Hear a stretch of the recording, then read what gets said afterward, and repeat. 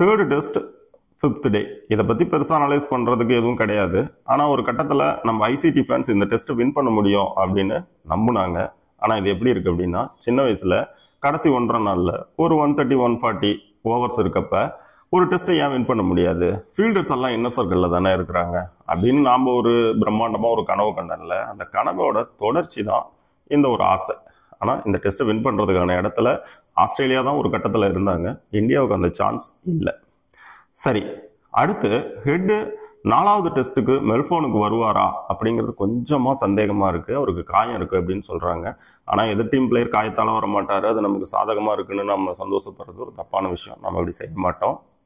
இதுக்கு அடுத்து இந்த டெஸ்ட்டோட ரொம்ப முக்கியமான பேசு பொருளா ரவிச்சந்திரன் அஸ்வின் தன்னோட ரிட்டைர்மெண்ட்டை அறிவிச்சது மாறி இருக்கு. குறிப்பா அவர் ரிட்டையர்மெண்ட்டை பத்தி கேப்டன் ரோஹித் சர்மா பேசின விஷயம் சில யூகங்களுக்கு வழிவகுத்திருக்கு. அது என்னன்னு பார்த்தா, ரோஹித் சர்மா என்ன சொல்றாருன்னா, பெர்த் டெஸ்ட்டுக்கு நான் ஒரு 3 நாள் கழிச்சு தான் வந்து சேர்ந்தேன். ஆனா இந்த முடிவை அவர் பெர்த் டெஸ்ட்லயே அஸ்வின் எடுத்துட்டாரு. நான் தான் அவரை சமாதானப்படுத்தி பிங்க் பால் டெஸ்ட்டுக்கு 2வது டெஸ்ட்டுக்கு அவரை நான் கூட்டிட்டு வந்தேன் அப்படின்னு சொல்லியிருக்காரு. அதுக்கடுத்து ரோஹித் சொல்றப்ப, எங்களுக்கு இந்த ஆஸ்திரேலியன் சீரீஸ்ல எந்த ஸ்பின்னரோட போய் விளையாடுறது அப்படிங்கிறது ஒரு பெரிய குழப்பமாவே இருந்துச்சு. அதுக்கடுத்து நாங்கள் அந்தந்த சூழ்நிலையை பார்த்துட்டு தான் யார் விளையாடணும் அப்படிங்கிறதையே முடிவு பண்ணோம் அப்படின்னு சொல்றாரு. இன்னொன்று என்னன்னா, மேற்கொண்டு தான் விளையாடுறதுக்கு வாய்ப்பு இல்லை அப்படின்னு நினைக்கிறப்ப அந்த டீம்ல இருக்கிறது தேவையில்லைன்னு நினைச்சு அஸ்வின் வெளியே போயிருக்காரு. இது மட்டும் இல்லாம அஸ்வினே இது சம்பந்தமா அவரோட பொசிஷனுக்கு போன பின்னாடி நிறைய பேசுவார்னு நினைக்கிறேன் அப்படின்னு சொல்லியிருக்காரு. இதையெல்லாம் வச்சு பார்க்குறப்ப அஸ்வின் ஏதோ தனக்கு விளையாடுறதுக்கு சான்ஸ் இல்லை, ஒரு மாதிரி அதிருப்தியோட வெளியே போனதா இருக்கிற மாதிரி ஒரு பிம்பம் வருது. ஆனால் எக்ஸாக்டா இதுதான் அப்படின்னு நம்மளால சொல்ல முடியாது. அஸ்வின் உடனடியாக இந்தியா வராரு. வந்துட்டு நிச்சயமா அவர் இது சம்பந்தமா கொஞ்சம் ஓப்பனாகவே பேசக்கூடிய ஆள் தான். அதனால பேசுவார். அப்போ நாம தெரிஞ்சுக்கலாம். அப்படியே இந்த பக்கம் வந்தா கவாஸ்கர் என்ன சொல்றாரு அப்படின்னா, அஸ்வின் இந்த மாதிரி செஞ்சிருக்க கூடாது. செலக்டர்ஸ் எப்பயுமே எல்லா ஒரு விஷயங்களையும் கலந்து யோசிச்சு தான் ஒரு டீமை செலக்ட் பண்றாங்க. காயா இருந்து விளையாட முடியாம போனா ரிசர்வ் பிளேயர்ல இருந்து எடுத்துக்கலாம். ஆனா ஒரு தொடரோட பாதியில இந்த மாதிரி செய்யறது சரியானது கிடையாது. இப்ப மெல்போர்ன் டெஸ்ட்டுக்கு ஸ்பின்னுக்கு பெருசா சப்போர்ட் இருக்கும் அப்படின்னு சொல்ல முடியாது. ஆனா பட் அடுத்து சிட்னி டெஸ்ட்ல பொதுவாகவே அங்க ஸ்பின்னுக்கு கொஞ்சம் சப்போர்ட் இருக்கும். பட் அங்க 2 ஸ்பின்னர் விளையாடுறது கூட ஒரு சான்சஸ்லாம் இருந்திருக்கலாம். அஸ்வின் இன்னும் 2 டெஸ்ட்டுக்கு டீம்ல சேர்ந்து டிராவல் பண்ணிட்டு என்ன சிச்சுவேஷன் அப்படிங்கிறத பார்த்துட்டு சொல்லியிருக்கணும். இந்த விஷயத்துல அஸ்வின் கொஞ்சம் தப்பு செஞ்சுட்டாரு அப்படின்னு சொல்லியிருக்காரு.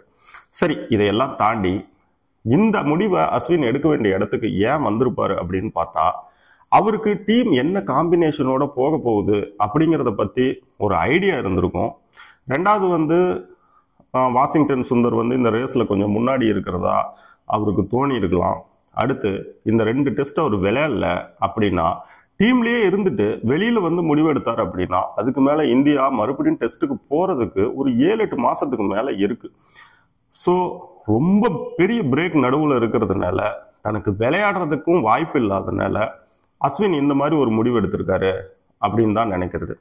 இதை எல்லாத்தையும் விட்டு பார்த்தா, தமிழ்நாட்டில் இருந்து இந்தியன் கிரிக்கெட்டுக்கு போனதில் ஒரு ரேங்க் பட்டியல் போட்டால் அதில் நம்ம அஸ்வின் தான் ஃபர்ஸ்ட் இடத்துல இருப்பார்.